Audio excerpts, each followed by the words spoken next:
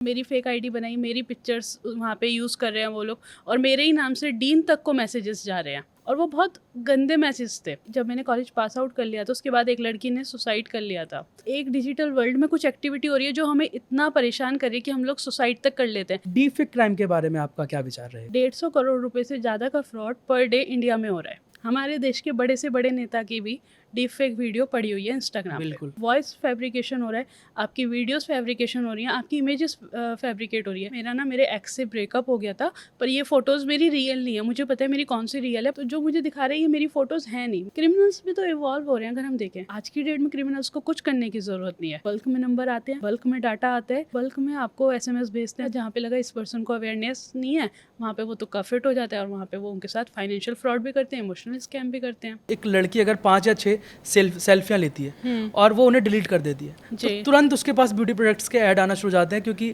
Companies target करते हैं कि इसे खुद के फोटोज अच्छे नहीं लग रहे हैं। सोशल मीडिया हमारी इस जनरेशन के लिए ना बहुत बड़ा डिस्ट्रैक्शन है। हमें लगता है कि फॉलोअर्स बढ़ाने हैं, ऐड कर लो किसी अननोन को, लाइक बढ़ाने हैं, किसी भी अननोन को ऐड कर लो। तो हमें इन सारी चीज़ों में अभी नहीं फंसना है। हमारा डाटा जो सबसे ज़्यादा वैल्यूएबल चीज़ है, वो डाटा मार्केट में इजीली अवेलेबल है डार्क वेब पे। तो पाकिस्तानी लोगों ने हमारे हिंदुस्तान में डिजिटल आतंकवादी बहुत फैला दिए। कौन सॉफ्ट टारगेट होते हैं साइबर क्राइम्स का? सबसे ज़्यादा सॉफ्ट टारगेट्स जो होते हैं वो होती है महिला।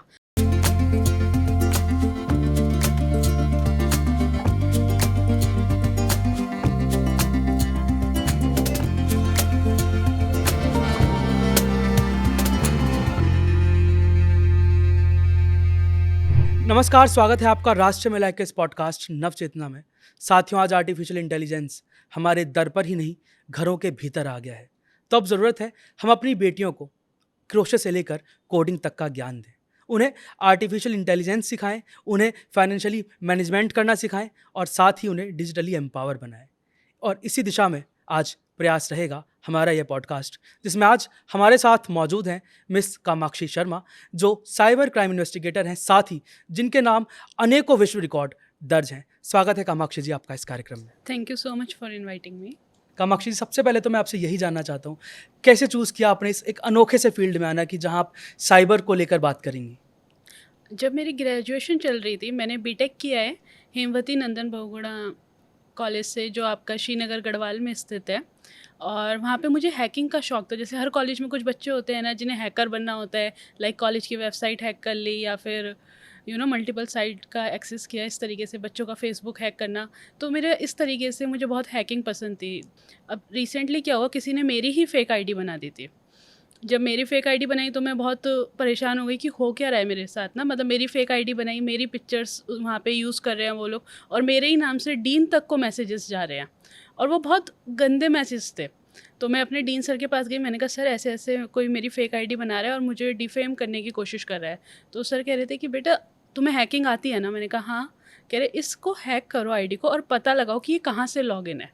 तो फिर वहाँ से मैंने पता लगाया कि हाँ किसने लॉगिन करी थी।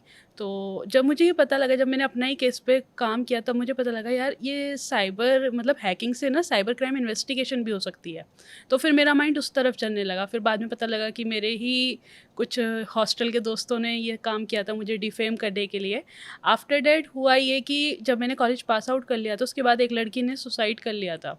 सो उसका भी यही मैटर था कि फेक आईडीज़ वगैरह बन गई थी। तो मुझे बहुत वो हो रहा था कि ये चल क्या रहा है। मतलब एक डिजिटल वर्ल्ड में कुछ एक्टिविटी हो रही है जो हमें इतना परेशान कर रही है कि हम लोग सुसाइड तक कर लेते हैं, क्योंकि मैं उस स्टेज से गुजर चुकी थी।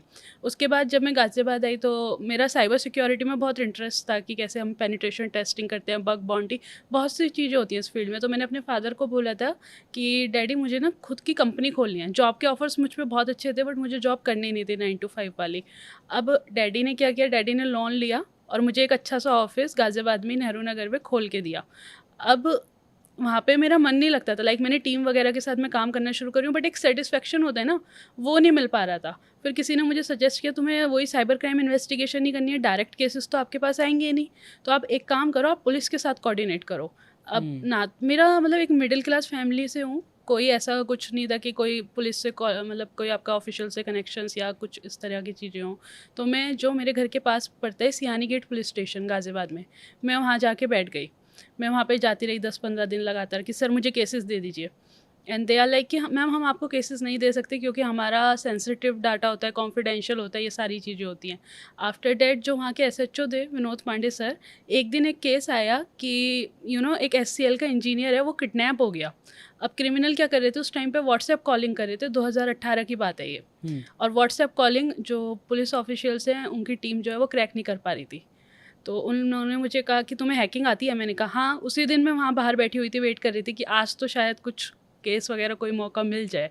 तो जब मैं बैठी हुई थी तो उन्होंने कहा ऐसे ऐसे केस आए हैं, अब इसको ट्रैक करने में हेल्प करो। तो कुछ चीज़ें मैंने उनसे सीखी, लाइक सीडीआर डिटेल्स क्या होती हैं, एसडीआर क्या होता है, हमें टेलीकम्युनिकेशन डिपार्टमेंट से कितना डाटा पुलिस को ऑथराइज मिल सकता है, और कितना मैं अपने इसमें स्किल सेट कर सकती हूँ। तो वो केस था जो हमने 2 से 3 घंटे में क्रैक किया, और जो किडनैप हुए थे उनको फिर वापस उनकी फैमिली तक पहुंचाया।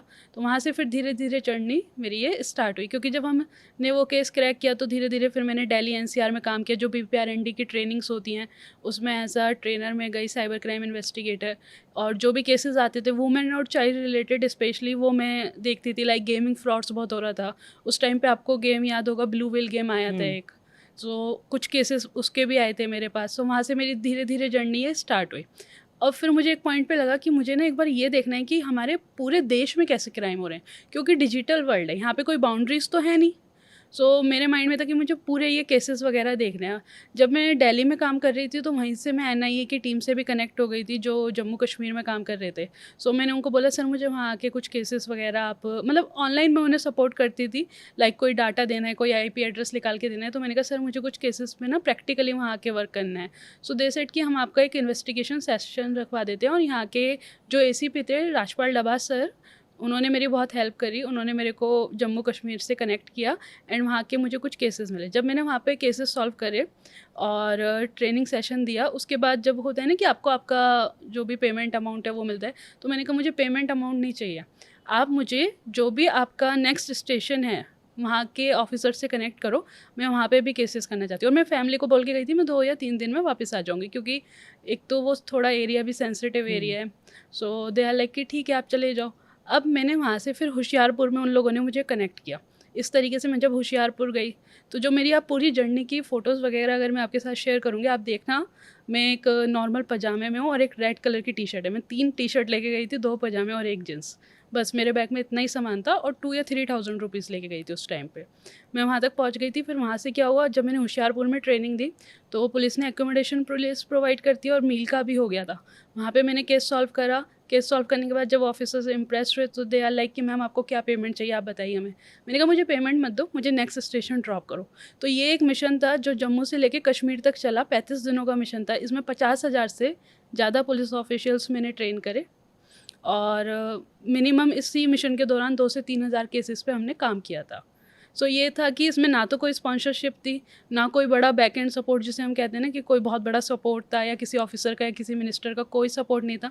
ज़ीरो फंडिंग से एक ये मिशन जो है वो नेशनल पुलिस ग्रुप होता है, जो पुलिस ऑफिसर्स का ग्रुप है, उस ग्रुप के तहत ये पूरा का पूरा एक हम कह सकते हैं एक मिशन जो है हमने कंप्लीट किया था। ये वर्ल्ड का पहला ऐसा मिशन था जो साइबर क्राइम के अगेंस्ट हुआ था।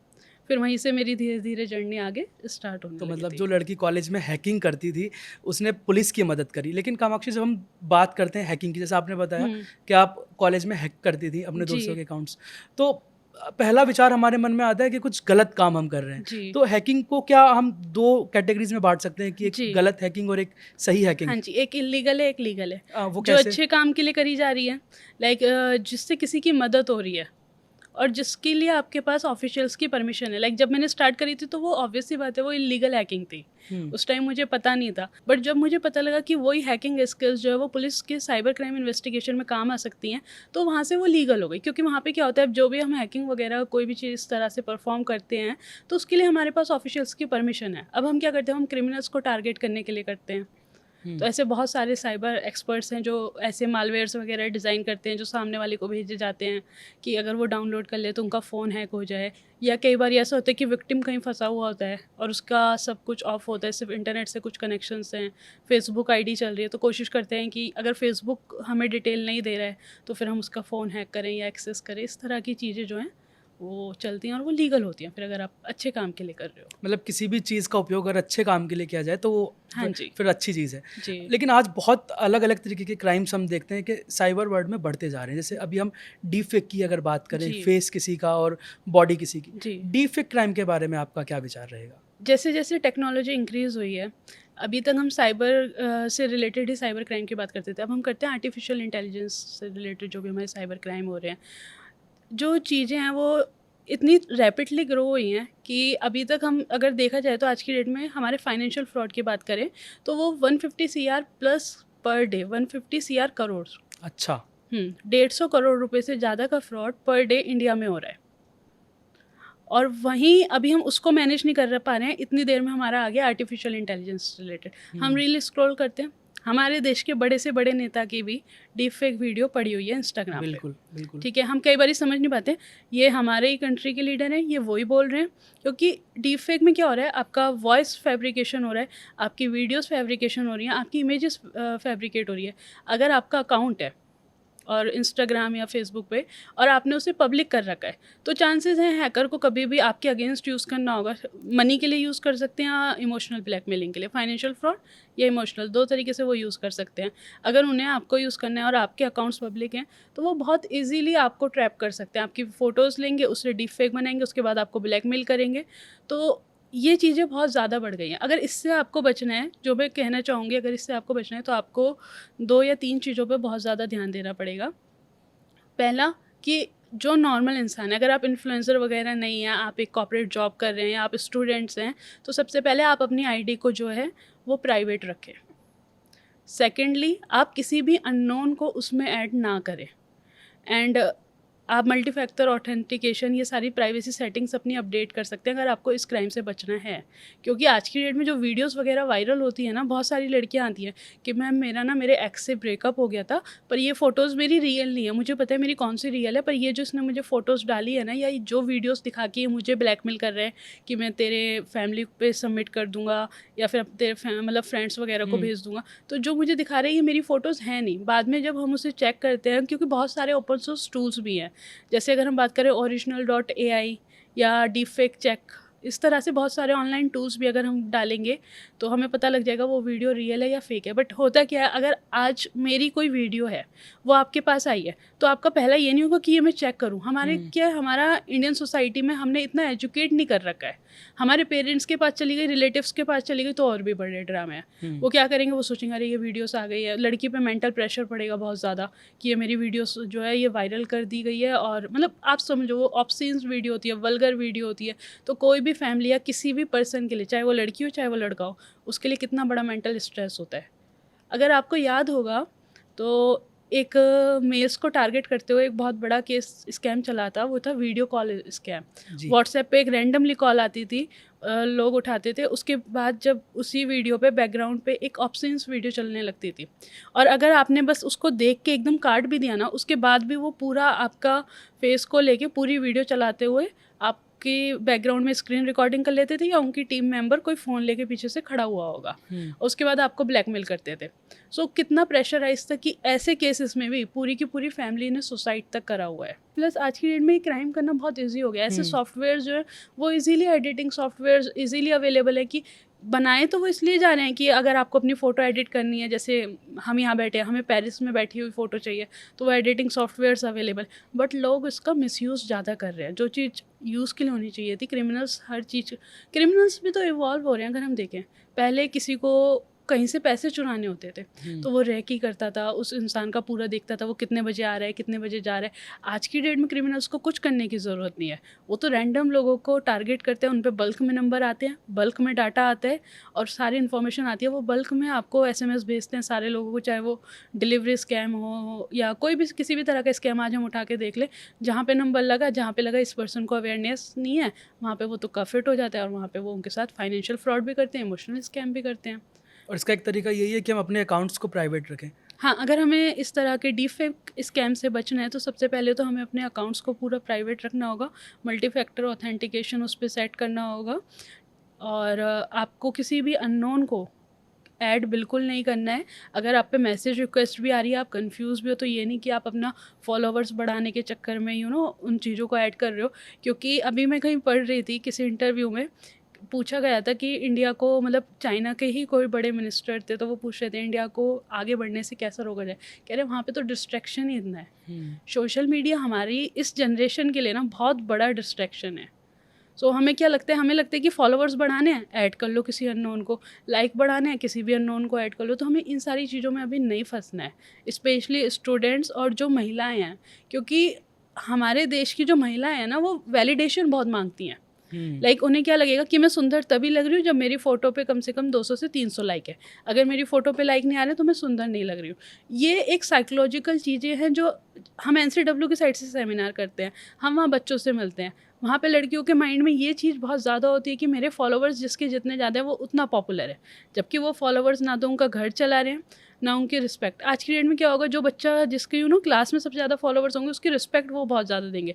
लेकिन रियलिटी में क्या है, वो तो एक वर्चुअल वर्ल्ड हो गया, वहाँ सिर्फ हाइप बनाई जा रही है, जिस वजह से साइबर क्राइम दिन पे दिन हमारा बढ़ता जा रहा है। पर कामाक्षी जी, इसमें एक चीज़ ये भी है कि अगर हमने अपना अकाउंट प्राइवेट कर लिया तो हम बच गए, लेकिन ज़्यादातर जो वीडियोस वायरल होती हैं वो उन लोगों की होती हैं जो या तो मैं कह लूँ पब्लिक सेक्टर में है या फिर सेलिब्रिटी है। जी। हमारे देश के माननीय प्रधानमंत्री जी की भी शायद आपको याद होगा, डांडिया करते हुए एक वीडियो वायरल हो गई थी। हाँ जी। तो देश के प्रधानमंत्री जी को जब टारगेट कर दिया जा सकता है तो आम लोग कैसे बचें फिर इस चीज़ से? एग्जैक्टली जो सेलिब्रिटीज़ हैं, जो इन्फ्लुएंसर हैं, हमें उन्हें भी अवेयर करने की बहुत चीज़ों में ज़रूरत है। क्योंकि बहुत बार वो भी आते हैं कि मैम हमारा इंस्टाग्राम अकाउंट है, ये हैक हो गया। और बड़ी बड़ी मिनिस्ट्रीज़ के भी जो सोशल मीडिया अकाउंट्स होते हैं, चांसेस होते हैं बहुत बारी कि वो भी हैक हो जाते हैं, क्योंकि इंस्टाग्राम पे उन्हें कोलैबोरेशन रिक्वेस्ट भेजी जाती है या कोई मेल भेजी जाती है, मेल के साथ लिंक भेजा जाता है। सो काफ़ी चीज़ें जो हमें अभी, क्योंकि हमारे साइबर लॉ में भी धीरे धीरे बदलाव आ रहे हैं। अभी वो इतना स्ट्रांग नहीं है, लेकिन अब जैसे आर्टिफिशियल इंटेलिजेंस की ग्रोथ लास्ट 2 से 3 साल में बहुत ज़्यादा हुई है। आने वाले टाइम में मेटावर्स आ जाएगा, क्वांटम आ जाएगा, तो फिर इन चीज़ों को रोकना और भी मुश्किल है। इनको अभी हम क्या कर सकते हैं, हम जितना अवेयरनेस करें वो फ़ायदेमंद रहेगी, और लोगों को जो बता सके कि प्राइवेट ज़िंदगी रखने में कितना वो है। मैं अगर आपको इसके लिए सही बात बताऊँ ना, तो जो मुझे लगता है वो ये लगता है कि हमें इसमें सनातन को इंक्लूड करना पड़ेगा। वो कैसे? देखो, सनातन कोई रिलीजन नहीं है। सबसे पहले तो हमें ये हटाना पड़ेगा कि हम सनातन का मतलब लोग सोचते हैं सिर्फ वो हिंदुओं से जीने की रिलेटेड है। पद्धति। हाँ, सनातन का मतलब है कि आपको वे ऑफ लाइफ सिखाता है वो, कि जी। कैसे जीना है। हम्म। ठीक है, मैं अभी किसी का पॉडकास्ट भी सुन रही थी, उन्होंने कहा था हम लोग सनातन मुस्लिम हैं इंडिया अच्छा। में। हाँ, अभी मैं एक पॉडकास्ट सुन रही थी, क्योंकि सनातन क्या है, आपको वे ऑफ लिविंग लाइफ सिखाता है। अगर हम उसी में, सनातन से मुझे क्या सीख मिलती है कि हम अपना उसमें जो सतर्कता और जो नैतिकता है उसको अपनी रियल लाइफ की जगह जगह हम डिजिटल लाइफ में भी उतारें, तो हम वहाँ पे सतर्क भी हो जाएंगे, हमें नैतिकता भी आ जाएगी, हमारे पास वैल्यूज़ आ जाएंगी। जब हम डिजिटल वैल्यूज़ को इम्प्लीमेंट करना सिखाएंगे अपने आने वाली जनरेशन को, तो वो चीज़ें और सिक्योर होंगी। अभी मैक्सिमम क्राइम का कारण क्या है, अगर हम देखें तो आज की डेट के बच्चों में जो भी, अब जैसे समर वेकेशंस है, एक स्कूल में काफ़ी सारे बच्चे हैं, उनको क्या लगता है कि यार ये तो जो घूमने आने, अपने फादर के साथ मसूरी गया है, बॉम्बे गया है, गोवा गया है, मैं कहीं नहीं जा रहा हूँ, तो वो इन्फीरियरिटी कॉम्प्लेक्स आ जाता है। तो बहुत सी चीज़ें हैं जो अभी हमें डिजिटल वर्ल्ड में इंट्रोड्यूस करनी है। और मुझे ऐसा लगता है, अगर हम वैसे भी नॉर्मली बात करें तो डिजिटल वर्ल्ड को हमें लग रहा है यूएस से लीड कर रहा है, क्योंकि सारी मेजर एप्लीकेशंस वहीं की है। हम 2 तरह के फ़ोन चलाते हैं, एंड्रॉयड या आईफोन। एंड्रॉयड कहाँ पे रन हो रहे हैं, जब तक हम अपने फ़ोन में जीमेल आईडी नहीं डालेंगे, क्या हम कोई एप्लीकेशन डाउनलोड कर सकते हैं? हम नहीं कर सकते। इसी तरह आईफ़ोन के लिए हमें एप्पल आईडी चाहिए अपने फ़ोन में, तो सारा एक्सेस तो इनडायरेक्टली वहीं पे है ना। तो मैं चाहती हूँ कि हमारा जो देश है वो डिजिटल शक्ति को आगे प्रमोट करे, कि चलो बना उन्होंने लिया, लेकिन उसको सेफगार्ड कैसे करना है वो इंडिया कर सकती है। क्योंकि इंडिया का अगर हम इतिहास देखें तो वो अपना, जैसे हम कहते हैं कि हम किसी को फर्स्ट अटैक नहीं करेंगे, सारी चीज़ें जो है वो वैल्यूज़ पे बेस्ड है, कल्चर रिच है। तो हम डिजिटल इंडिया को भी सेफेस्ट करके डिजिटल वर्ल्ड कर सकते हैं, जो लीड करेगी डिजिटल शक्ति इंडिया की। कामाक्षी जी, जैसा कि आपने भी बताया कि बहुत सारे बच्चे आज ये देखते हैं कि उनके जो फ्रेंड्स हैं वो कहाँ छुट्टियां मनाने जा रहे हैं। जी। बहुत सारी महिलाएं देखती हैं कि उनके फ़ोटोज़ पे कितने लाइक आ गए हैं। जी। लेकिन एक चीज़ जो हम नॉर्मल अपनी ज़िंदगी में देखते हैं वो ये है कि अगर आप और मैं अभी बात कर रहे हैं, हमारा फ़ोन हमारे आसपास कहीं रखा है और हम बात करते हैं कि यार आज कुछ भी हम XYZ कुछ खाते हैं, तो जी। हमारे फ़ोन पे थोड़ी देर बाद उसका एडवर्टाइजमेंट आने लगता है। जी। तो ये फ़ोन हमें कहाँ तक फॉलो कर रहा है? फ़ोन हमें हर जगह पे फ़ॉलो कर रहा है। आज की डेट में आप अपनी एप्लीकेशंस देख लीजिए, आपने जो भी एप्लीकेशन डाउनलोड करी हैं, बहुत सारी एप्लीकेशन ऐसी जैसे बैंक की एप्लीकेशन है। बैंक की एप्लीकेशन को क्या आपका माइक का एक्सेस लेने की ज़रूरत है? नहीं। आपकी गैलरी का एक्सेस लेने की नहीं। ज़रूरत है? नहीं। तो हमारा बहुत, और जब तक आप उन्हें कुछ एक्सेस दोगे भी नहीं ना, तब तक वो चलेंगे भी नहीं। मतलब वी कैन रन दैम, हम उन्हें ऑपरेट नहीं कर पाएंगे। डाउनलोड तो कर लेंगे बट वो आगे रन नहीं करेंगे। तो हमारे जितने भी ये ई कॉमर्स रिलेटेड एप्लीकेशंस हैं, ये सब हमारे माइक के परमिशन को ऑन रखते हैं और फ़ोन हमें बाकायदा सुनता है। हमारा पूरा का पूरा डाटा इस वक्त मार्केट में है। ये तो सोचो, हम आपस में बात कर रहे हैं, वो डाटा भी उठ के मार्केट में कितनी जल्दी पहुंच जाता है कि विद इन 30 to 40 मिनट्स, अगर आज हम किसी बैग की बात करेंगे, 30 to 40 मिनट्स बाद मिंत्रा या अमेज़न या फ्लिपकार्ट वो आपको इंस्टेंटली आपके फ़ोन में नोटिफिकेशन आएगी उसी बैग से रिलेटेड कि इतने % डिस्काउंट। और मैं तो इसे थोड़ा सा आगे बढ़ाते हुए ये भी कहूँगा, बहुत सारे लोग इस चीज़ से रिलेट करेंगे। कई बार हमारे मन में कुछ आ रहा होता है और वो हमारे फ़ोन पे हमें शो करने लगता है। ये कैसा स्ट्रॉन्ग एल्गोरिदम सोशल मीडिया का है? हमारा मैक्सिमम टाइम कहाँ जाता है आज की डेट में? क्या आप अपने फ़ोन के बिना 2 घंटे 3 घंटे रह सकते हो? नहीं। नहीं रह सकते। क्यों? क्योंकि हमारा जो फ़ोन है वो हमारा पूरा डाटा ले रहा है, पूरा एल्गोरिथम उसे पता होता है। आज की डेट में हम एआई से, आप और मैं अगर बात करें, हम एआई से कुछ भी बात करें तो वो हमें रिवर्ट करेगा और हमारे माइंडसेट के अकॉर्डिंग रिवर्ट करेगा। हम किससे क्या बात कर रहे हैं, हमारी आपस में फ़िज़िकल उस पे क्या कन्वर्सेशन चल रही है, डिजिटल वर्ल्ड में जो चल रही है वो चल रही है। लेकिन फ़िज़िकल वर्ल्ड में क्या कन्वर्सेशन चल रही है? आप अपने किसी फ्रेंड को फ़ोटो भेज रहे हैं, स्नैपचैट पे कुछ भेज रहे हैं, कौन सी स्नैप आप बार-बार रिपीट कर रहे हैं, कौन सी चीज़ों की, लाइक होते हैं ना कुछ लोग कहीं घूमने जाते हैं उसके स्नैप भेजते हैं, या कुछ लोग बैग्स के स्नैप भेज रहे हैं, या कुछ लोग अगर क्रिकेट खेलते हैं तो क्रिकेट ग्राउंड के स्नैप्स भेजते हैं। तो वो सारा डाटा ऑलरेडी मार्केट में है। अब आप ये सोचो साइबर क्राइम होता कैसे? ओटीपी वाले की बात करते हैं, ठीक है? आपको कॉल आके सीधा ओटीपी माँगता था वो, लेकिन उन पे बाकी डाटा कहाँ से आ रहा है? अगर आपने जामताड़ा मूवी देखी है, जी। तो उसमें उन लोगों को पूरा का पूरा डाटा हमारा पहुँचाया जा रहा है। आज की डेट में जो साइबर क्राइम पे सबसे बड़ा लूप होल है ना, वो ये है कि हमारा डाटा, जो सबसे ज़्यादा वैल्यूएबल चीज़ है किसी भी पर्सन के लिए, किसी भी कंट्री के लिए, वो डाटा मार्केट में इजीली अवेलेबल है डार्क वेब पे। अब क्या होता है, बैंक में आपने ये भी सुना होगा कि लिंक आया, पर्सन ने लिंक पे क्लिक करा और एकदम पैसे चले गए और अकाउंट बैलेंस 0 हो गया। तो जो क्रिमिनल है उसे कैसे पता लगा कि सामने वाले पर्सन के बैंक अकाउंट में इतने ही पैसे थे? वो लिंक कैसे डिज़ाइन हुआ? और आप नोटिस करना, आप अपने बैंक में आज 2 लाख रुपए जमा करके आओ, आपको 2 या 3 दिन बाद बहुत सारी स्पैम कॉल्स आने लगेंगे। अच्छा। तो हमारा पूरा का पूरा डाटा कहीं ना कहीं से तो लीक हो रहा है। ये गलती बैंक की भी है, ये गलती सोशल मीडिया की भी है। आपने गूगल पे आप सर्च कर रहे हो कि आपको कोई चेयर पसंद आ रही है, आप इंस्टाग्राम चलाओ, आपको इंस्टाग्राम पे चेयर्स सेम टू सेम जो आपको पसंद आ रही होगी, आपने गूगल पे सर्च करी होगी, जिस इमेज को देखने में आपने कुछ सेकंड्स लिए होंगे, 30 सेकंड एक इमेज को स्क्रॉल किया होगा, वही चीज़ आपको इंस्टाग्राम पे आके दिख जाएगी। और वो तब तक दिखेगी जब तक आप उसे खरीद नहीं लोगे या आपका उसमें इंटरेस्ट खत्म नहीं हो जाएगा। कुछ देर तो वो आपको रेगुलर दिखेगी और खरीदने के बाद वो एडवर्टाइजमेंट सडनली बंद हो जाता है, चाहे आप कोई सी भी साइट से खरीदो। तो पूरा का पूरा डाटा जो है वो हमारा मार्केट में बिका हुआ है। इसीलिए साइबर क्राइम इतना हो रहा है। जो हमने बात करी थी ना कि 150 करोड़ रुपए पर डे का साइबर क्राइम हो रहा है, और इससे ज़्यादा ही हो रहा है। वो क्यों पॉसिबल है? एक रिपोर्ट में मैंने कहीं पढ़ा था कि एक लड़की अगर 5 या 6 सेल्फियाँ लेती है और वो उन्हें डिलीट कर देती है, तो तुरंत उसके पास ब्यूटी प्रोडक्ट्स के ऐड आना शुरू हो जाते हैं, क्योंकि कंपनीज टारगेट करते हैं कि इसे खुद के फोटोज अच्छे नहीं लग रहे। हाँ जी। तो ये किस तरह की, क्या क्या कहानी क्या है ये? देखो, आपका, मैंने क्या कहा, एंड्रॉयड फ़ोन है, जब तक आपका जीमेल पे सारा बैकअप होता है, आप अपना फ़ोटो वगैरह लोगे, उस सबका बैकअप जीमेल पे आता है, गूगल ड्राइव पे आ जाते हैं, गूगल फ़ोटोज़ में आपकी फ़ोटोज़ जाके स्टोर हो रही हैं डायरेक्ट। अब गूगल फ़ोटोज़ हम लोग मानते हैं ये सारी चीज़ें बहुत सेफ़ है, पर नहीं। आपकी हर एक्टिविटी, हमारे पास फ़ोन में एप्लीकेशन होती है जिसमें हम मॉनिटर कर लेते हैं कि हमने कितना टाइम व्हाट्सएप पे बिताया, कितना टाइम इंस्टाग्राम पे बिताया। ये सारा डाटा हमारे फ़ोन के साथ साथ क्लाउड में भी अवेलेबल है, जहाँ से ये डाटा स्टील होके बाकी कंपनीज़ को जाता है। आज की डेट में हमें लगता है फेसबुक फ्री है, इंस्टाग्राम फ्री है, पर फ्री कुछ भी नहीं है। वो सब क्या है? हम उनके लिए एक प्रोडक्ट हैं। वो हमें टारगेट करते हैं उस बेसिस पे हम क्या चीज़ वॉच कर रहे हैं। इवन ये तो एक छोटी चीज़ है, अगर हम आज की डेट में बात करें ना, इलेक्शन के टाइम पे फेसबुक का या इंस्टाग्राम के पासवर्ड्स जो हैं वो लीक होते ही होते हैं। आप ये बात नोटिस करना, जब जिस भी स्टेट में इलेक्शन होंगे ना, उस टाइम पे वहाँ से रिलेटेड डाटा कहीं ना कहीं लीक होगा। और जब भी किसी कंपनी का डाटा लीक होता है तो कंपनी का कुछ नहीं जाता है, जो डिटेल्स जाएंगी वो यूज़र्स की जाएंगी।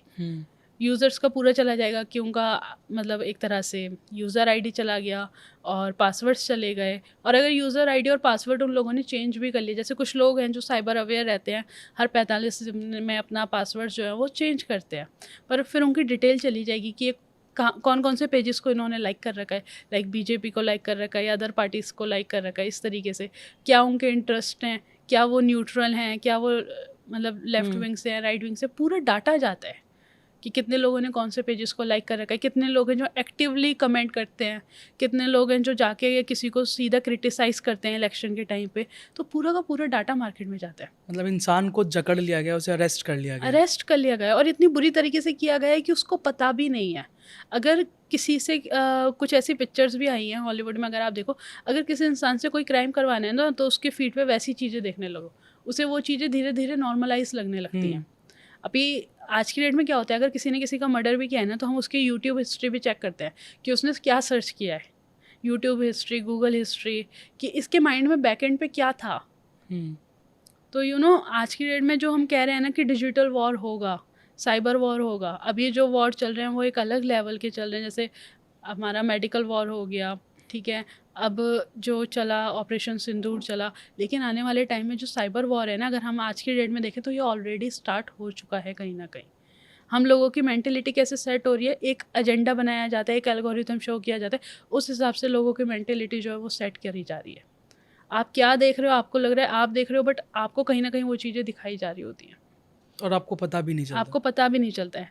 इसीलिए मैं कह रही हूँ कि हमारे देश में इस वक्त डिजिटल अवेयरनेस की और डिजिटल शक्ति की बहुत ज़्यादा रिक्वायरमेंट है, क्योंकि हम हर चीज़ में आ गए, हम सुपर पावर बन सकते हैं। बस एक ही चीज़ है जो हमें रोक सकती है, वो है ये साइबर वाली। कामाक्षी जी, मतलब पूरी तरह से जैसे मैंने बोला झगड़ा हुआ है, अरेस्ट कर लिया गया। एक टर्म हम और सुनते हैं, डिजिटल अरेस्ट। जी, डिजिटल अरेस्ट आजकल बहुत चल रहा है और लोगों को इसके बारे में अगर जानकारी मिलनी चाहे तो आप क्या बताएंगी डिजिटल अरेस्ट के बारे देखो, डिजिटल अरेस्ट पे हमने देखा सरकार ने कितने अच्छे तरीके से जागरूकता फैलाई। इवन आपके कॉलर ट्यून पे भी आपको पता लगाया जाता था कि कोई फर्जी नंबर से कॉल आ रहा है, कोई पुलिस की वर्दी पहन के आपको व्हाट्सएप वीडियो कॉल कर रहा है या ऑडियो कॉल कर रहा है जिसमें उसकी डीपी इस तरीके से है, तो आप ना फंसे। लेकिन उसके बाद भी आज भी हम केसेस देखते हैं कि किसी डॉक्टर ने 2 करोड़ रुपए दे दिए, किसी इंजीनियर ने 4 करोड़ रुपए दे दिए डिजिटल अरेस्ट के। उसके पीछे का रीज़न क्या है? उसके पीछे का रीज़न है, हर क्रिमिनल, कोई भी क्रिमिनल ना आपको आके डायरेक्ट ये नहीं बोलेगा कि मैं आपको डिजिटल अरेस्ट कर रहा हूँ।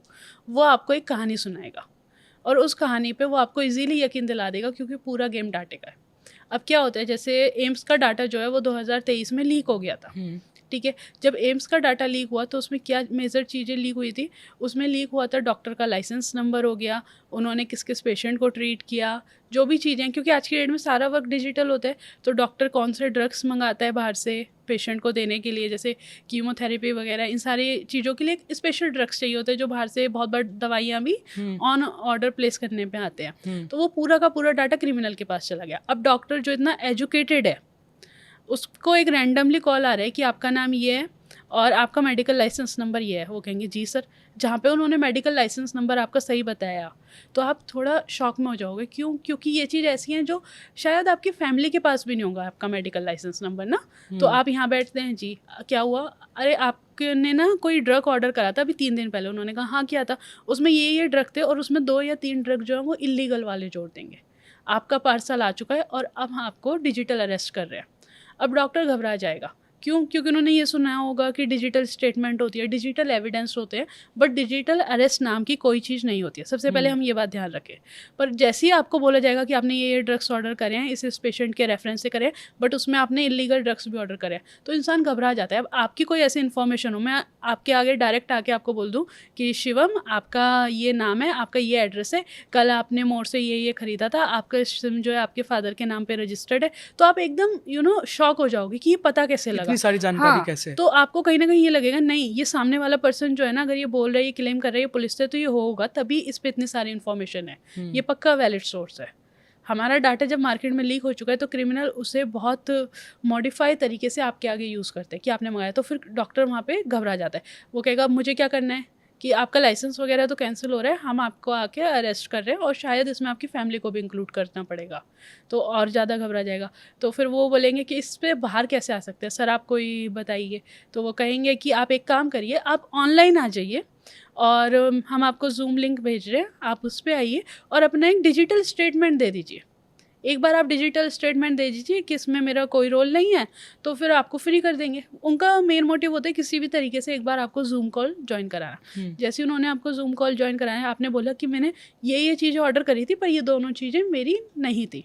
उन्होंने आपसे ही बुलवा दिया कि ये दोनों चीज़ें मेरी नहीं थी। वो बाद में उसे एडिट भी कर सकते हैं। उसके बाद वो बोलेंगे कि सर इसमें ना थोड़ा टाइम लग रहा है क्योंकि ये केस थोड़ा बड़ा है, तो आप कुछ ले दे के सेटल्ड कर लो, मतलब 2 या 3 घंटे बिठा के रखेंगे, फिर बोलेंगे हम सेटलमेंट कर लेंगे, आप इतना अमाउंट जो है जमा कर दो और ये सारी चीज़ें।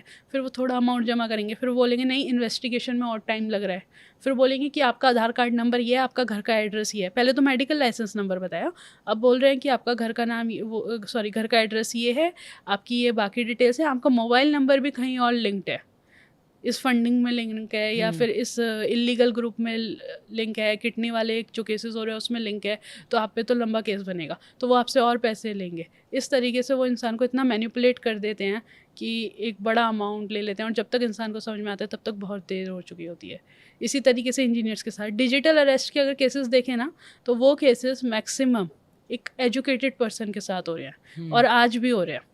और वो विश्वास क्यों कर लेते हैं? क्योंकि उनको रैंडमली ऐसे मैसेजेस आते हैं, उन्हीं की इन्फॉर्मेशन उनके सामने रखी जाती है एक बहुत प्रॉपर वे से, जो उन्हें लगता है कि यार ये तो रिलायबल सोर्स ही बता सकता है। और जबकि हमें ये जानने की ज़रूरत है कि डिजिटल अरेस्ट जैसा कुछ होता ही होता नहीं है। ही नहीं है। पर जब हम डिजिटल अरेस्ट की बात करते हैं तो ये नए तरीके के अपराध हैं। बहुत जी। सारे ऐसे क्राइम हैं जो पहले से मतलब 4 साल 5 साल से चले आ रहे हैं। जैसे मैं बात कर लूँ साइबर हैरेसमेंट की, जी। बुलिंग की। ये इस पे जब हम बात करते हैं तो फिर किस तरह से आप देखते हैं कि ये आज सोसाइटी में फैले हुए हैं?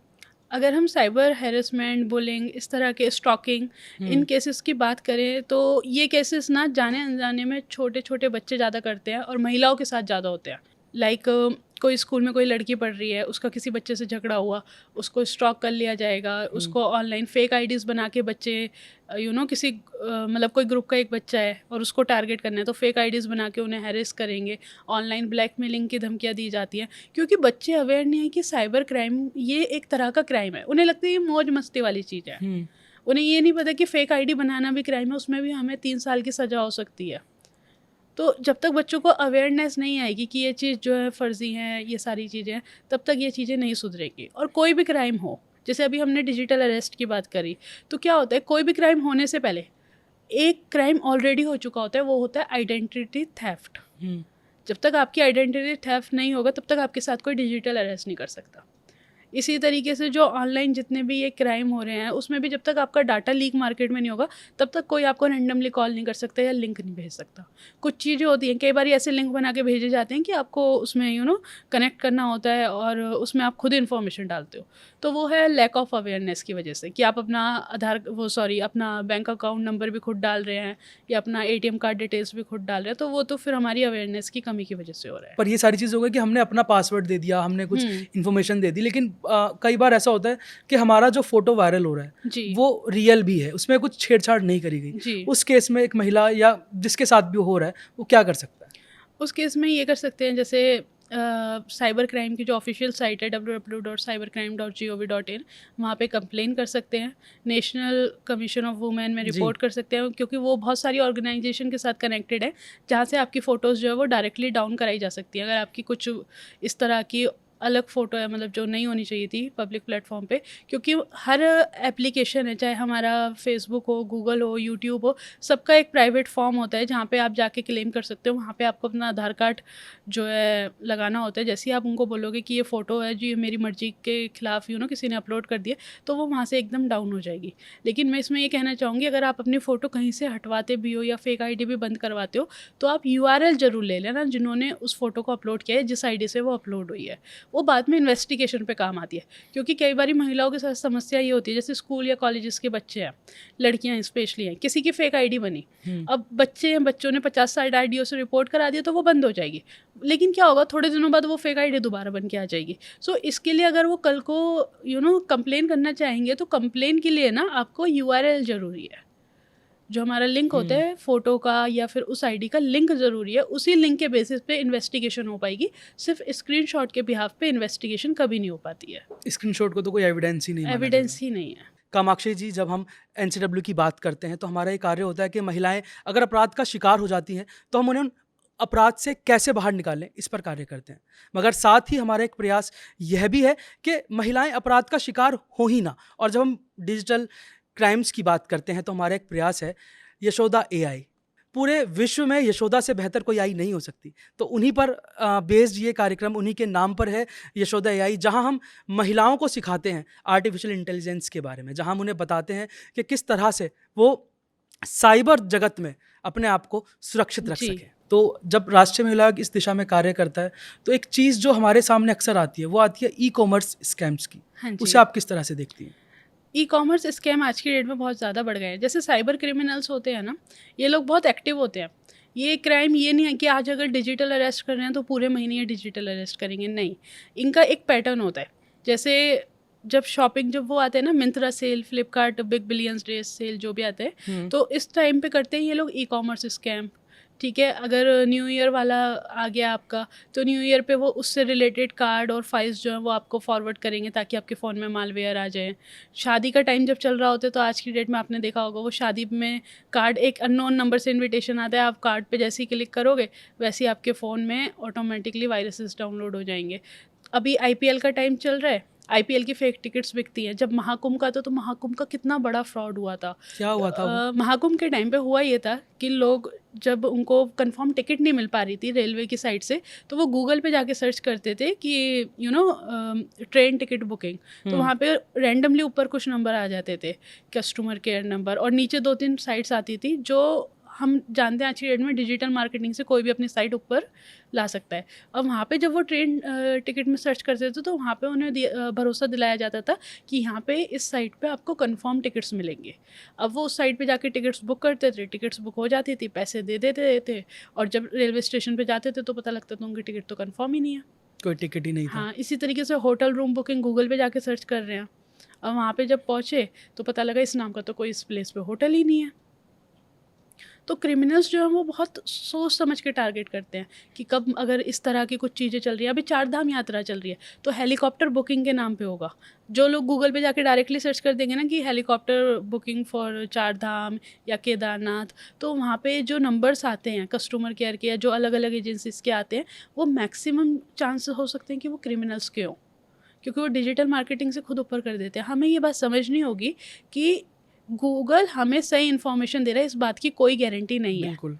ठीक है, गूगल का काम है इन्फॉर्मेशन प्रोवाइड करना, बट वो वेरीफाई नहीं करता है। जैसे हमने देखा था लोन एप्लीकेशन स्कैम हुए थे, वो प्ले स्टोर से जो लोग जाके उस एप्लीकेशन को डाउनलोड कर रहे हैं, लोग ये नहीं देख रहे हैं कि वो एप्लीकेशन सही है या गलत है। उन्हें लगा गूगल वालों ने प्ले स्टोर पे डाला हुआ है तो वो सही होगा। नहीं, हमें ये चीज़ समझनी चाहिए, हमें अपना डिजिटल आईक्यू यूज़ करना चाहिए इन चीज़ों को वैलिडेट करने के लिए कि क्या सही है क्या नहीं है।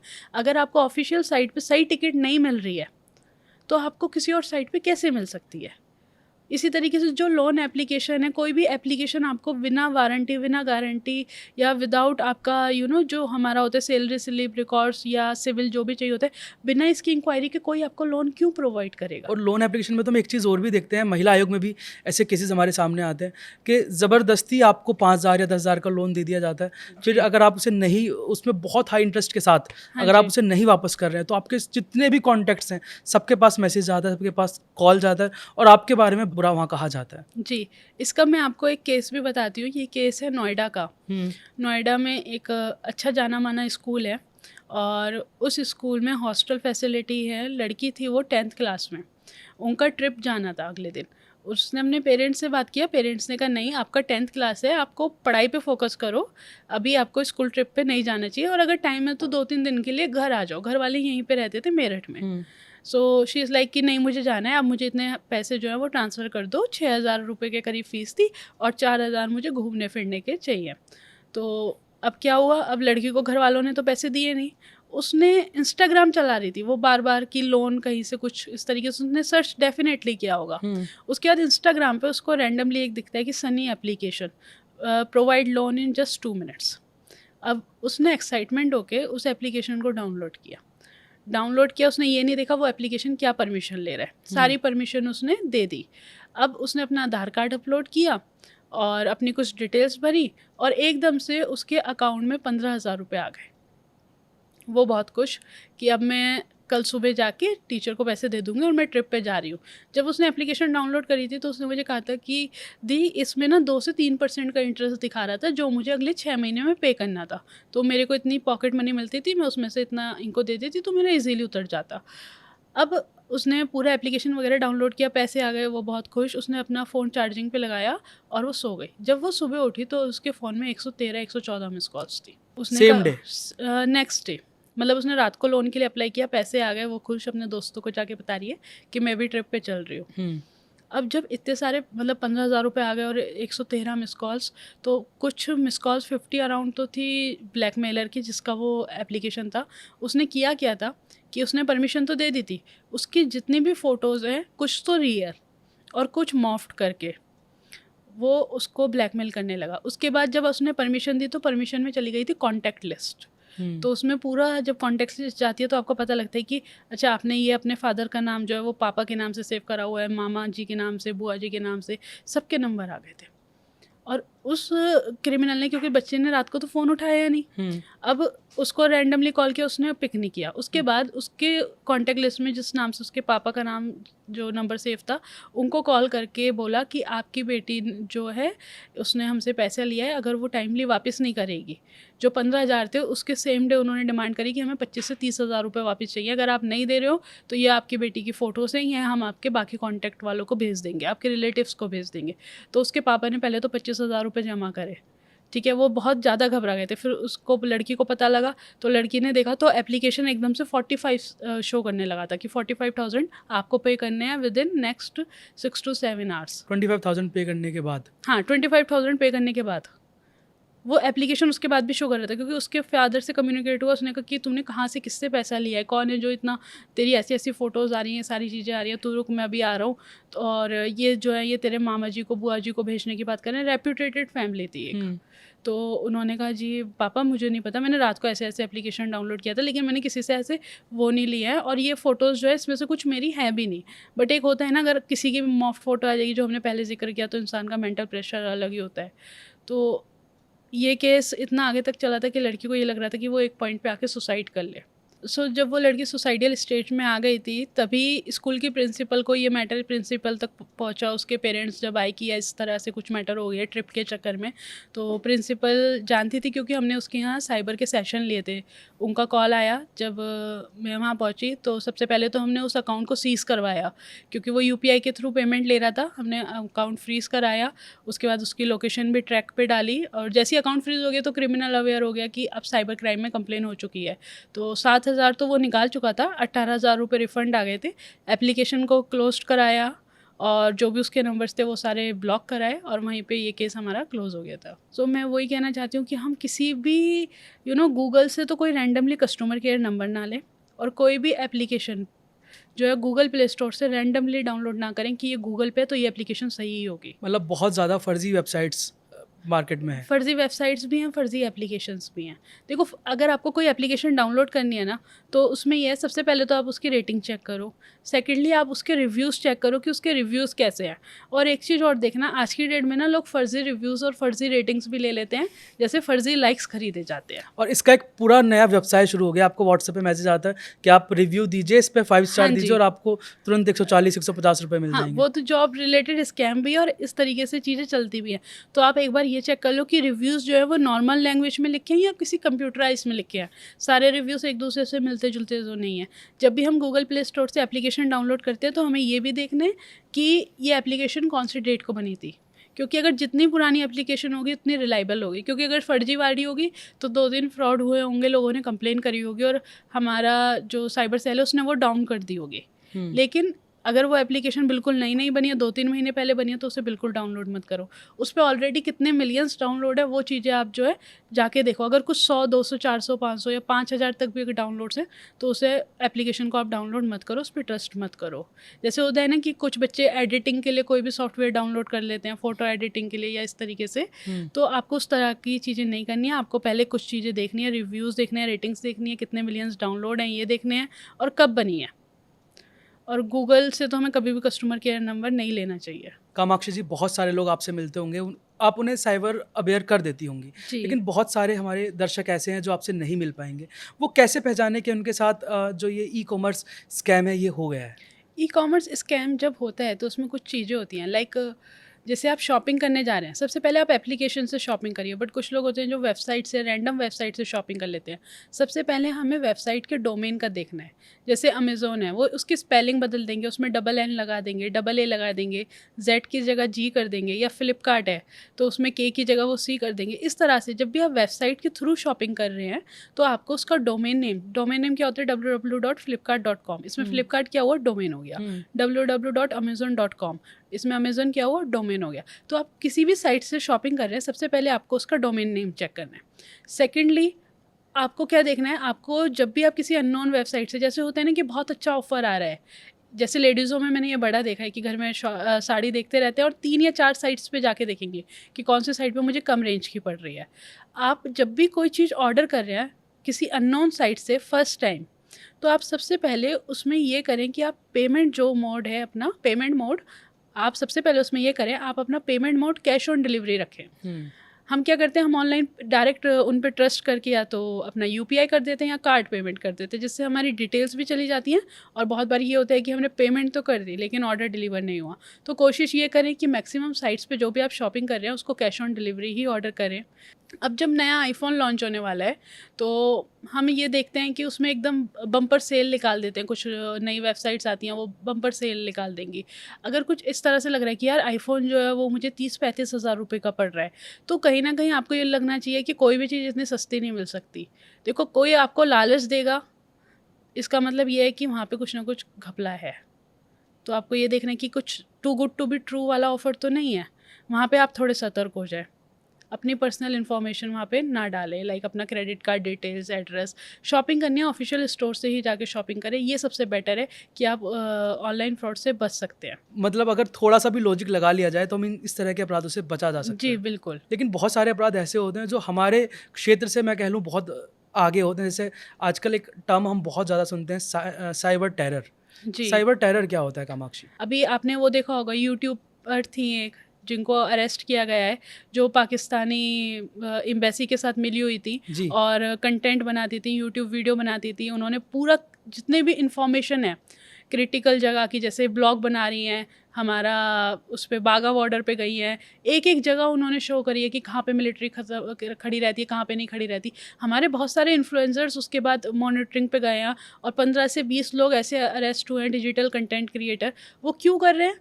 क्योंकि डिजिटल आतंकवाद को बनाने के लिए उनको आपका वीक पॉइंट पता होना चाहिए। या तो वो आपको पैसे का लालच दे देते हैं या आपकी पर्सनल इन्फॉर्मेशन चुरा लेंगे और पर्सनल इन्फॉर्मेशन चुराने के बाद आपको ब्लैकमेल करेंगे। तो आज की डेट में हमें जो हमारे कंट्री के टॉप इन्फ्लुएंसर्स हैं, उनको भी साइबर अवेयरनेस देना बहुत ज़रूरी है। क्योंकि उन्हें खुद नहीं पता लगेगा वो कब मैनिपुलेट हो गए, कब ब्रेन वॉश हो गए और इस तरीके की हरकतों में इन्वॉल्व हो गए। मतलब जो सोशल मीडिया पे बहुत ज़्यादा एक्टिव है, हाँ कहीं न जी। कहीं वो भी इस चीज़ का शिकार हो सकते हैं। वो होते हैं आर्मी स्कूल्स के बच्चे होते हैं। और बहुत से केसेस तो ऐसे भी आते हैं कि एक आर्मी ऑफिसर है, उसको फ़र्ज़ी आईडी से रिक्वेस्ट भेजी गई और जैसे उसने एक्सेप्ट करी, वहाँ पे वो लड़की जो है एक फ़ेक प्रोफाइल वगैरह बना के उससे बात कर रही है पूरा, कि आप आज कहाँ जा रहे हो, थोड़ा-थोड़ा करके इन्फॉर्मेशन एक्सट्रैक्ट कर रही है कि आज कहाँ पे आपका पोस्टिंग है, क्या चल रहा है, वहाँ पे क्या चल रहा है, और फिर वही चीज़ हमारी कंट्री के अगेंस्ट में यूज़ कर रही है। बहुत सारे ऐसी लड़कियाँ हैं हमारे देश में जो लव जिहाद का शिकार हो रही हैं। अभी भी आपने देखा होगा कि कितने सारे तो ऐसे लोग निकल के आए हैं, जो लड़कियां यहाँ रहती हैं, उनके हस्बैंड पाकिस्तान में रहते हैं बहुत सारे और केसेस ऐसे वो हैं। इतनी बुरी तरीके से ब्रेन वॉश है कि वो मानने को तैयार नहीं है कि उनका इस्तेमाल हो रहा है हमारे देश के अगेंस्ट में। तो लव जिहाद के चक्कर में भी बहुत सारी ऐसी लड़कियां, ऐसे इन्फ्लुएंसर पाए गए जिनको बुरी तरीके से ट्रैप किया गया, ब्रेन वॉश किया गया, मैनिपुलेट किया गया और वहाँ से उनसे एक लव कनेक्शन बनाने का वो किया गया ताकि वो यहाँ आके जासूसी कर पाएँ, या उन्हें ही कुछ केसेस में पूरी इन्फॉर्मेशन लेने के लिए लगा दिया गया, या कुछ केसेस ऐसे भी देखे गए थे जो हमारे जहाँ पे हमारे न्यूक्लियर वेपन्स रखे हुए हैं, जो हमारे मेजर सेंटर्स हैं जिसे हम कहते हैं, और साइंटिफिक जहाँ पे हमारा इसरो है, वहाँ के लोगों को भी लव ट्रैपिंग के लिए रिक्वेस्ट आती रहती हैं कि पाकिस्तान नंबर से या पाकिस्तान आईडी से, इंस्टाग्राम पे वो उन्हें फॉलो करते हैं, तो वो बहुत केयरफुली काम करते हैं। जैसे एक केस और आया था इस बीच में, जो गवर्नमेंट ऑफिशियल्स के यहाँ जो प्योन वर्कर्स होते हैं ना, हमारे यहाँ के जो प्योन्स होते हैं, उनकी फेसबुक आईडी पे भी वो लोग वहाँ से फेक आईडी बना के रिक्वेस्ट भेज रहे हैं ताकि वो उन्हें कहीं ना कहीं ट्रैप कर सके। वो शायद इजी टारगेट भी वो रहते इजी होंगे। टारगेटेड होते हैं, उन्हें पैसा ऑफर करते हैं कि आपको कुछ नहीं करना है, आप कुछ गलत नहीं कर रहे हैं, आप सिर्फ ये इन्फॉर्मेशन हमें दे रहे हैं, या आपको ये करेंसी जो है वो यहाँ से यहाँ पहुँचानी है। उनसे मल्टीपल वर्क कराए जाते हैं। मतलब साइबर टेरर के माध्यम से हमारे ही नागरिकों को हमारे ही खिलाफ भड़का दिया जाता है, उकसा जी। दिया जाता है। जी। कामाक्षी जी, आज हमने बहुत सारे विषयों पे बात करी, पर एक चीज़ ये है कि कौन ऐसे लोग हैं जो सॉफ्ट टारगेट होते हैं साइबर क्राइम्स का? सबसे ज़्यादा सॉफ्ट टारगेट्स जो होते हैं वो होती है महिला। साइबर क्रिमिनल, जैसे हमने कहा ना कि वो मौसम देख के बहुत उससे काम करते हैं। लाइक अगर एक नॉर्मल बात करें, अगर कोई 60 ईयर प्लस का है तो उसको किस तरह से वो टारगेट करेंगे कि आपका पेंशन रुक गया है, या आपको KYC कंप्लीट करानी पड़ेगी तभी आपकी नेक्स्ट पेंशन आ पाएगी।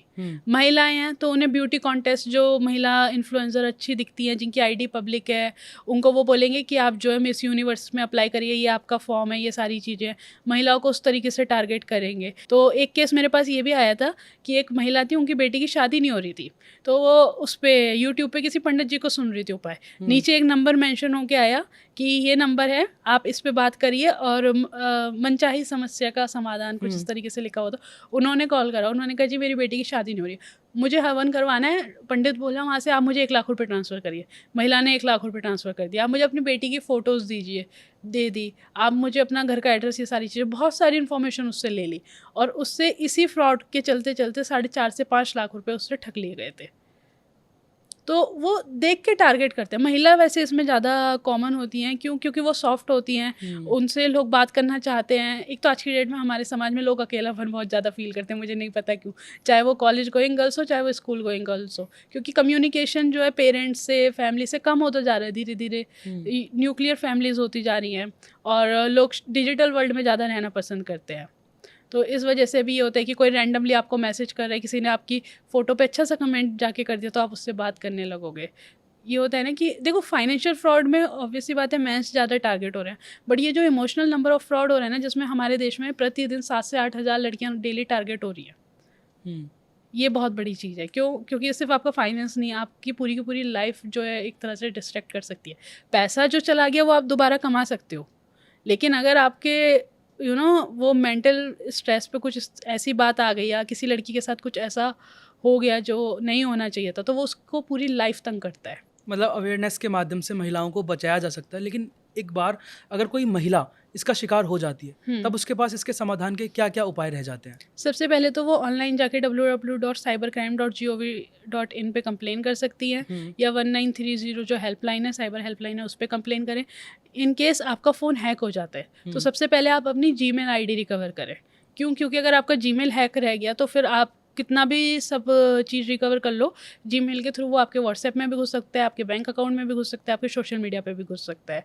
तो ये सारी चीज़ें हैं। दूसरा, लोग पूछते हैं कि अगर फ़ोन हैक हो गया तो पता कैसे लगेगा? तो कुछ साइंस होते हैं अगर हमारा फ़ोन हैक हो जाता है। लाइक बैटरी जो है ज़रूरत से ज़्यादा ख़त्म हो रही है। लाइक अगर आपका फ़ोन का बैकअप जो है, बैटरी बैकअप आपका 19 आवर्स का है, वो 5-6 घंटे में ख़त्म हो रहा है, तो डैट मीन्स कुछ अनयूजुअल एक्टिविटीज़ हो रही है।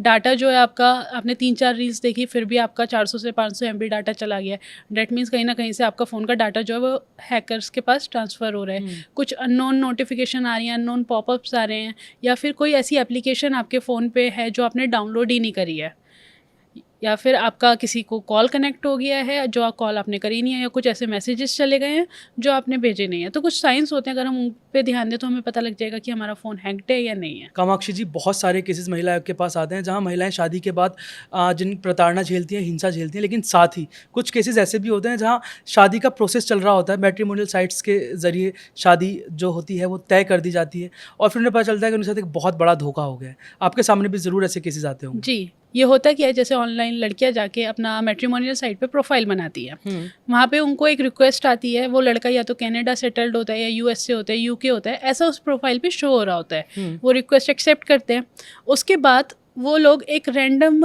यूएसए यूके इन नंबर से कॉल करते हैं या व्हाट्सएप मैसेज करते हैं, तो उन्हें और ज़्यादा क्लियरिटी मिल जाती है कि नहीं, लड़का जो है वो वहीं का बेस्ड है, कनाडा यूएस यूके।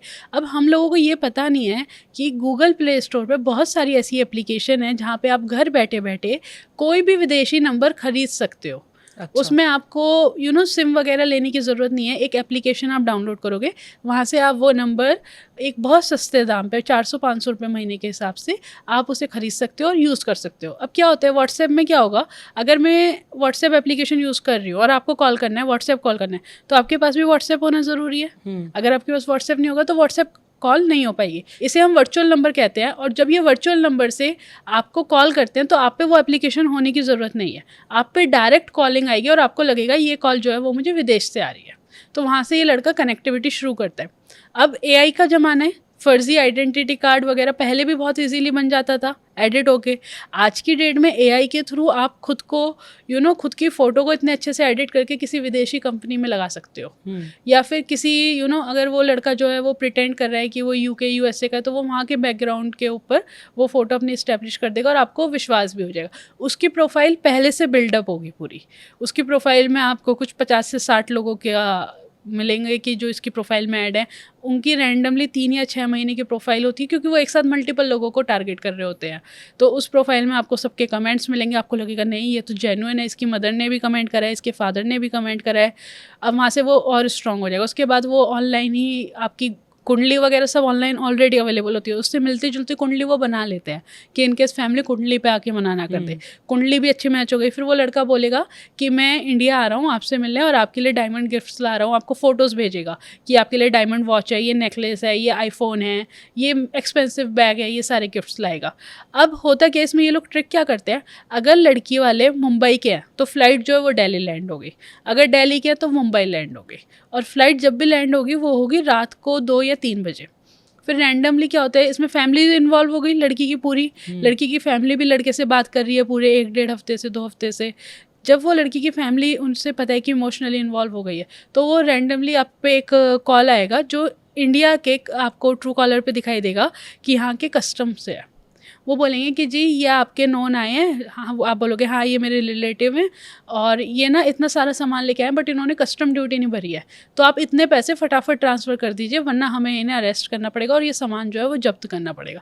अब वो लड़की के माता पिता जो इमोशनली जिन्हें लग रहा है ये मेरा होने वाला दामाद है, वो 2 लाख 5 लाख रुपए एकदम से वो सबमिट कर देते हैं कस्टम ऑफिसर्स को, क्योंकि वो इंडिया से कॉल जाती है, उन्हें पता होता है कि आधे घंटे में अगर एक्शन ले लिया तो सामान भी जब्त हो जाएगा और वो लड़का भी परेशान होगा। तो इस तरह से मैट्रिमोनियल फ्रॉड होता है, और फर्जी बोर्डिंग पास, ये सारी चीज़ें ऑनलाइन बहुत इजीली बन जाती हैं। और कामाक्षी जी, आपके पास बहुत सारे केस आते होंगे, मगर ऐसा कोई केस है जो आपको याद रह गया हो? एक केस अभी रिसेंटली आया था, एक बड़े बिजनेसमैन का केस था। उन्हें जब उनका प्रोफाइल थोड़ा लो चल रहा होगा तो उन्हें ड्रिंकिंग की हैबिट हो गई थी। उसी बीच उन्होंने किसी से चैट किया, ऐसा उन्होंने मुझे बताया कि चैट किया, और वो लड़की उन्हें ब्लैकमेल कर रही है और उनसे 20 से 25 लाख रुपए वो उनसे ले चुकी थी। उन लड़की के साथ साथ वो लड़की की एज थी 16 साल। उसके फादर भी आते थे कि आपने हमारी बेटी से इस तरह की चैट करी है, अगर आप हमें पैसे नहीं दोगे तो फिर हम आपको आपकी चीज़ें वायरल कर देंगे, आपके ऊपर केस कर देंगे, आपकी इमेज ख़राब कर देंगे, और उनके स्टॉक्स वगैरह भी हाई रिस्क पे थे। जब वो मेरे पास आए कि ऐसे ऐसे एक लड़की आती है, वो मुझे बोलती है कि मैंने उससे 2 साल पहले चैट करी है और वो मेरे को इस तरह से ब्लैकमेल कर रही है। तो मैंने कहा सर क्या मैं एक बार आपकी चैट देख सकती हूँ? उन्होंने मुझे उस लड़की के फ़ोन, वो स्क्रीनशॉट वगैरह सब कुछ शेयर करा, और जब मैंने एनालाइज़ किया, मैंने कहा सर आपको पक्का श्योर हो कि आपने इससे चैट करी है? वो कह रहे मुझे याद नहीं है क्योंकि उस टाइम मैं ड्रिंकिंग हैबिट में था। और बाद में जब उसे पता लगा, मैंने उसे एनालाइज़ करा तो पता लगा ये स्क्रीनशॉट जो है वो फर्जी हैं, जो आज की डेट में ऑनलाइन लोग बना देते हैं। और कभी बात हुई ही और नहीं कभी थी। बात हुई ही नहीं, क्योंकि 2 साल पहले मैं आपको रैंडमली बोलूँ कि 2 साल पहले आपने इंस्टाग्राम पे किसी से बात करी होगी, तो आपको कहाँ याद रहेगा? तो सोचो, मतलब ना कुछ किया, ना किसी से बात करी, ना मिले, उसके बावजूद भी कोई आप ही के नाम से फर्जी स्क्रीनशॉट बना रहा है और बोल रहा है कि आपने मुझे इस तरह की लैंग्वेज में मतलब ये सारी बातें बोली हैं, वल्गर बातें बोली हैं, और आपको ब्लैकमेल कर रहा है, और आपसे एक मोटा अमाउंट भी ले लिया। कुछ केसेस ऐसे भी आते हैं कि जिन लड़कियों का रिश्ता हो जाता है और उनके फियांसे उनको फ़ोन गिफ्ट करते हैं, तो वो आके मेरे पास कहते हैं, मैम इस पर्सन को कैसे पता लग जाता है कि मैं कहाँ पे हूँ, किससे बात कर रही हूँ, किससे बात नहीं कर रही हूँ। तो बाद में जब मैं उनके फ़ोन चेक करती हूँ ना, तो मुझे पता लगता है कि उनके फ़ोन में स्पाई एप्लीकेशन था। स्पाई एप्लीकेशन जो है, जब उनके पार्टनर फियांसे उनको फ़ोन गिफ्ट करते हैं तो वो स्पाई एप्लीकेशन डाल के देते हैं। तो आज की डेट में मैं यही कहना चाहूँगी, आप अपने होने वाले फियांसे से फ़ोन ना लें अगर आपको अपनी प्राइवेसी की कदर है, क्योंकि इस तरह के केसेस भी बहुत आते हैं और ये बहुत फ़नी होते हैं, क्योंकि उनकी सारी कॉल रिकॉर्डिंग्स उनके पास होती हैं। वो क्या अपने इन लॉस के बारे में बात कर रही है, अपने दोस्तों से क्या बात कर रही है, क्या प्लानिंग चल रही है।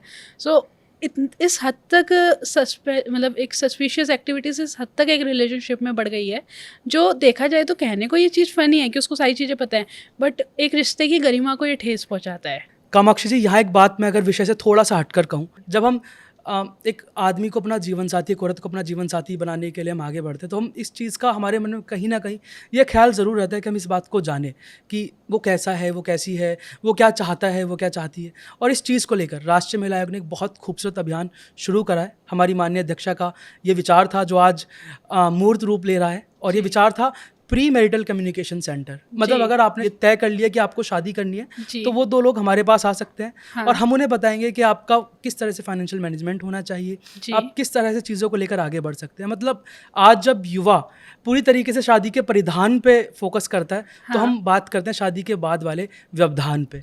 जब जी। युवा बात करता है कि शादी के बाद क्या विवाद हो सकता है, जी। तो हम बात करते हैं शादी से पहले संवाद पर। जी। तो बहुत खूबसूरत सी ये तैयारी हमारी इसलिए भी है कि शादी के बाद आपके सामने दिक्कतें ना आए, शादी से पहले उन चीज़ों को आप जान लीजिए। ये बहुत इम्पॉर्टेंट भी आज की डेट में, जहाँ ये डिजिटल युग शुरू हुआ है, वहाँ पे देखा जाए तो किसी भी कपल को ना ट्रस्ट इश्यूज बहुत ज़्यादा होते हैं। जी। तो वो कैसे सॉल्व हो सकते हैं, और वो कैसे, जैसे मैं एनसीडब्ल्यू के साथ काम भी कर रही हूँ, तो मैं देख पा रही हूँ कि उनकी जो काउंसलिंग सेशंस वगैरह चलते हैं वो काफ़ी ज़्यादा बेनिफिशियल साबित हो सकते हैं किसी भी कपल के लिए।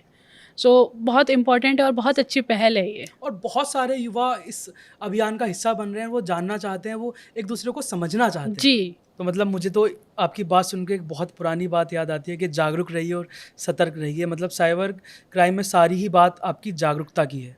हाँ जी, अगर वही कहते हैं ना कि जिस चीज़ के जितने फ़ायदे होते हैं उतने नुकसान भी होते हैं।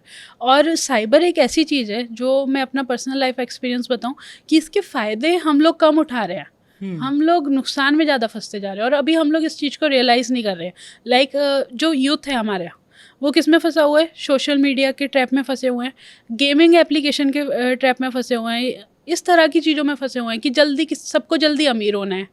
कि जैसे हमारे इन्वेस्टमेंट फ्रॉड्स जो हो रहे हैं, टेलीग्राम पे क्या हो रहा है कि आपको रैंडमली किसी ग्रुप में ऐड कर दिया जाता है, और जब आपको उस ग्रुप में ऐड कर दिया जाएगा तो आप देखोगे उसमें ऑलरेडी 50-60 मेंबर्स हैं, और सब लोग जो है वो मैसेजेस कर रहे हैं कि today I doubled my money, मैंने कल 15,000 इन्वेस्ट करा था, आज 50,000 हो गया है। वो फर्जी स्क्रीनशॉट्स बना के भेज रहे हैं। तो सोचो, इन लोगों को ना आपकी साइकोलॉजी पूरी पता है कि आप कहाँ पे कैसे ट्रैप हो गए। उसके बाद लोग खुद क्या करेंगे कि यार इसका हो गया, मैं 5,000 से लगा के दे देता हूँ। अब वो 5,000 रुपये उनको दे रहे हैं टेलीग्राम पे, जो UPI ID वो बोल रहे हैं। जैसे उन्होंने 5,000 रुपये लगाए, उनको 10 वापस मिल जाएंगे 2 घंटे के अंदर अंदर। फिर वो कहेगा नहीं यार ये तो जेन्युइन लग रहा है, पैसे वापस आ रहे हैं। फिर 10 की जगह उन्हें 20 भी मिल जाएगा। 20 के बाद क्या होगा, वो बोलेंगे कि आप और कमाओ, और कमा सकते हो, आज का बड़ा प्रॉफिट होने वाला है। तो लोग 50,000, 1 लाख, 2 लाख, 4 लाख, इतने बड़ा अमाउंट जो है वो लगा देते हैं, और फिर उसके बाद वो पैसा वापस नहीं आता है, वो जो चैनल है वो ब्लॉक हो जाता है, क्योंकि टेलीग्राम पे नंबर वगैरह कुछ बचता नहीं है। तो इस तरह से पूरा का पूरा आपको ट्रैप किया जाता है। मैं वही कह रही हूँ ना कि कोई भी डायरेक्ट आपके साथ आके ये नहीं कहेगा मैं आपको फ्रॉड कर रहा हूँ, वो पूरी कहानी बनाता है। जब तक आप उस कहानी में नहीं फंसोगे तब तक आप सुरक्षित हो। जैसे ही आप उस कहानी के किसी भी एक पहलू पे थोड़ा सा भी ट्रस्ट करने लगे, वैसे ही आप जो है ट्रैप हो जाओगे, आपके साथ फ्रॉड हो जाएगा।